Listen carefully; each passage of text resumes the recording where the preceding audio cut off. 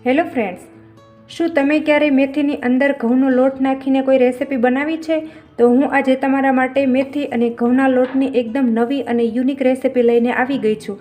તો આ રીતે અત્યારે મેં મેથી અને ઘઉંનો લોટ રેડી કર્યો છે. તો તમને કદાચ એવું થતું હશે કે આ મેથીના થેપલા બનાવે છે, પણ ના, આજે આપણે મેથીના થેપલા નથી બનાવવાના, એક અલગ જ નાસ્તો બનાવીને તૈયાર કરવાનો છે. તો અહીંયા મેથીનો નવો નાસ્તો બનાવવા માટે અહીંયા મેં અત્યારે એક જોડી મેથી લીધેલી છે અને મેથીને આ રીતે મેં પત્તા અલગ કરી લીધા છે. અને તમે જોઈ શકો છો કે નીચે મેં આ રીતે સુધારી લીધી છે. તો આ રીતે તમે નાના નાના કટકા કરી લેશો ને તો આપણો નાસ્તો છે એ એકદમ સરસ બનશે. તો અત્યારે મેં અહીંયા 1 કપ ભરીને ઘઉંનો લોટ લીધો છે. જો આપણે ફરી વખત આ મેથીની અંદર લોટની જરૂર પડે તો આપણે ફરી વખત એડ કરવાનો છે. તો આ જે મોટી મોટી મેથી છે એને આપણે આ રીતે કાપી લેવાની છે. કાપી અને એકદમ હાવ નાની કરી લેવાની છે. જો આ રીતે આપણે એકદમ નાની કરી લઈશું ને તો બાળકોને પણ ખબર નહીં પડે કે આપણે આ નાસ્તામાં મેથી એડ કરીને નાસ્તો બનાવેલો છે. તો આ રીતે આપણે બધી મેથીને કટ કરી લઈશું. જો આ રીતે.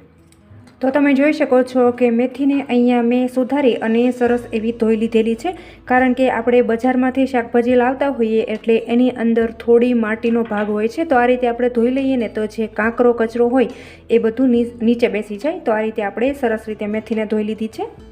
અને હવે ત્યાર પછી આપણે આ જે ઘઉંનો લોટ તૈયાર કરીને રાખ્યો છે એ લઈ લેશું અને એમાંથી આપણે થોડો લોટ અત્યારે એડ કરી દેવાનો છે. બધું એક સાથે નહીં એડ કરીએ, જેમ જરૂર પડે એ પ્રમાણે આપણે એડ કરવાનો છે. અને ત્યાર પછી અહીંયા મેં 1 ચમચી જેટલો બાજરીનો લોટ લીધેલો છે તો એ પણ એડ કરી દઈશું. અને 1 વાટકી જેટલો અત્યારે મેં બેસન લીધેલો છે તો એ પણ આપણે એડ કરી દઈશું.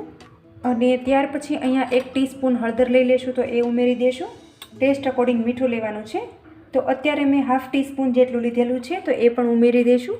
અને તીખાશ માટે અહીંયા મેં 1 ટીસ્પૂન જેટલું મરચું લીધેલું છે તો એ પણ એડ કરી દઈશું. અને ત્યાર પછી અહીંયા મેં 1 લીલું મરચું લીધેલું છે તો એને પણ આપણે આ રીતે કટ કરી અને નાખી દેવાનું છે. તો આ રીતે આપણે નાનું નાનું કટ કરવાનું છે જેથી કરીને મોઢામાં ન આવે.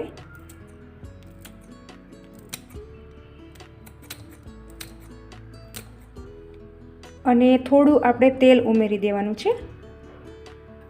અડધી ચમચી જેટલી અત્યારે મેં ખાંડ લીધેલી છે તો એ પણ એડ કરી દઈશું. અને હવે અહીંયા મેં 1 ઈનો લીધેલો છે. ઈનોમાંથી અત્યારે માત્ર આપણે 1 ચપટી જેટલો ઈનો એડ કરવાનો છે. વધારે ઈનો બિલકુલ એડ નથી કરવાનો મિત્રો, ખાસ નોટિસ કરજો તમે. તો હવે અહીંયા બધી વસ્તુ એડ કરી દીધા પછી આપણે આ રીતે સરસ રીતે મિક્સ કરી લેવાનું છે. તો અત્યારે આપણે પાણી કે એવું બિલકુલ એડ નથી કરવાનું, કેમ કે આ જે મેથી અને આપણે બીજું બધું એડ કરેલું છે એની અંદર ઓલરેડી મોઇશ્ચરનું પ્રમાણ હોય છે. તો જો આ રીતનું અત્યારે કોરું કોરું છે. તો હવે અહીંયા મેં છાશ લીધેલી છે તો થોડી થોડી છાશ આપણે એડ કરતા જઈશું.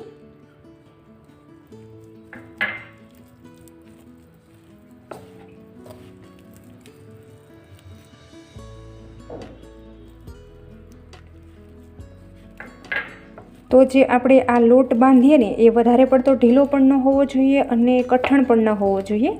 તો આપણે જેવો રોટલીનો લોટ બાંધીએ ને બિલકુલ એવો આપણે મીડિયમ એવો રાખવાનો છે મિત્રો, તમે ખાસ નોટિસ કરજો. તો તમે જોઈ શકો છો કે અહીંયા મેં લોટ સરસ એવો બાંધી અને તૈયાર કરી લીધો છે. અને ત્યાર પછી આપણે અહીંયા એક પ્લેટ લઈ લઈશું અને પ્લેટની અંદર આ રીતે આપણે ઘઉંનો લોટ થોડો ભભરાવી દેવાનો છે. અને આ રીતે લોટ આપણે ભભરાવશું ને તો જે આપણે નાસ્તો છે ને એ આ થાળી સાથે ચોંટી નહીં જાય. તો આ રીતે આપણે જે આ બાંધેલો લોટ છે એના ઉપર આપણે થોડો લોટ સ્પ્રિંકલ કરી લેશું જેથી કરીને આપણે આનો નાસ્તો બનાવીએ ને તો ચોંટી ન જાય.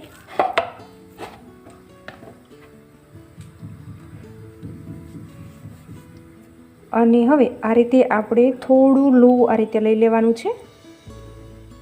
જો આ રીતે આપણે લઈ લઈશું થોડું લોવું અને સૌથી પહેલાં આ રીતે આપણે ગોળ કરીશું અને ત્યાર પછી આપણે આ રીતે દબાવી દેવાનું છે. તો આ રીતે આપણે જેવી થેપલી કરીએ ને મિત્રો બિલકુલ એ રીતે આપણે દબાવવાનું છે. જો આ રીતે બિલકુલ આ રીતની થેપલી બનાવીને તૈયાર કરવાની છે. અને હવે એક પ્લેટની અંદર મૂકી દઈશું. તો આ રીતે સેમ પ્રોસેસ રાખી આપણે બધી થેપલીને રેડી કરી લેશું.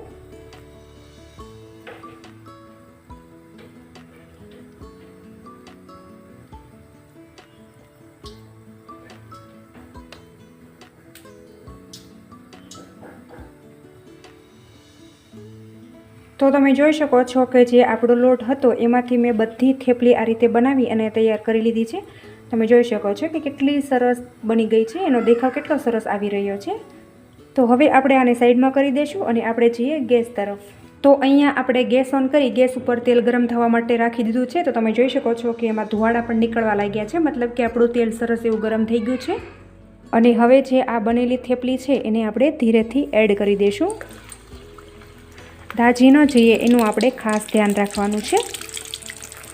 અત્યારે ગેસની ફ્લેમ સ્લો રાખવાની છે અને ત્યાર પછી આ રીતનો કાણાવાળો જારો લઈ લઈશું અને જારાની મદદથી આપણે પલટાવી લેવાનું છે.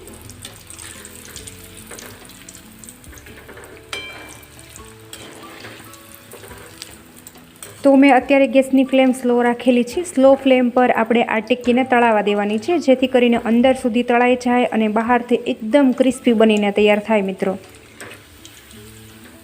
તો મિત્રો તમે આ રેસિપીને શું કહો છો ને એ મને કમેન્ટ કરીને જરૂરથી જણાવજો.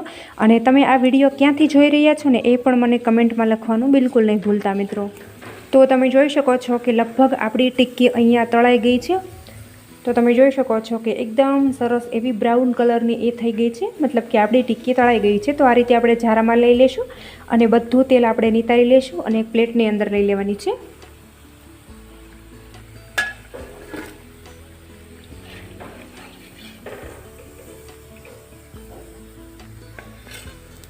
અને જે હવે બાકી રહેલી ટિક્કી છે એને પણ આપણે તળી લઈશું. તો તમે જોઈ શકો છો કે મેથીનો નવો નાસ્તો આ રીતે મેં બધો તળી અહીંયા એક પ્લેટની અંદર સર્વ કરી દીધો છે. તો તૈયાર છે શિયાળા સ્પેશિયલ મેથીનો એકદમ નવો નાસ્તો. આ નાસ્તાને તમે સોસ સાથે અથવા ચટણી સાથે સર્વ કરી શકો છો અથવા તમને જો ઇવનિંગ ટાઈમમાં નાની ભૂખ હોય તો તમે ચા સાથે પણ એન્જોય કરી શકો છો. ખૂબ જ ટેસ્ટી એવો બનીને તૈયાર થાય છે મિત્રો. તો હવે હું તમને એનો અવાજ પણ સંભળાવી દઉં કે બહારથી એકદમ ક્રિસ્પી અને અંદરથી પોચો રૂ જેવો બનીને તૈયાર થયો છે મિત્રો.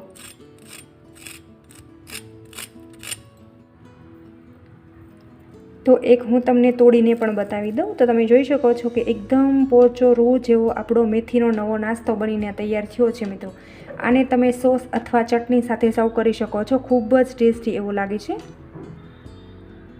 અને ચા સાથે તમે ખાશો ને તો પણ એકદમ યુનિક આપણને આ આઈટમ લાગશે મિત્રો. તો મિત્રો તમને મારો આજનો આ નવી રીતે મેથીનો નાસ્તો બનાવવાની રેસિપી કેવી લાગી ને એ મને કમેન્ટ કરીને જરૂરથી જણાવજો. અને તમે આ વિડીયો ક્યાંથી જોઈ રહ્યા છો ને એ પણ મને કમેન્ટમાં લખવાનું બિલકુલ નહીં ભૂલતા મિત્રો. તો આશા રાખું છું કે તમને મારો આજનો આ વિડીયો ખૂબ જ પસંદ આવ્યો હશે. અને જો તમને પસંદ આવ્યો હોય ને તો તમારા ગ્રુપમાં શેર કરવાનું બિલકુલ નહીં ભૂલતા. અને હજુ સુધી તમે મારી ચેનલ ઉપર નવા છો અને ચેનલને સબસ્ક્રાઈબ નથી કરીને તો બાજુમાં રહેલી ઘંટી દબાવી તમે મારી ચેનલને સબસ્ક્રાઈબ કરી લેજો, જેથી કરીને આવા અવનવા વિડીયો લાવું ને મિત્રો એની નોટિફિકેશન તમને જલ્દી મળી જાય. Thanks for watching my video. આવજો, ફરી મળીશું એક આવા નવા વિડીયો સાથે.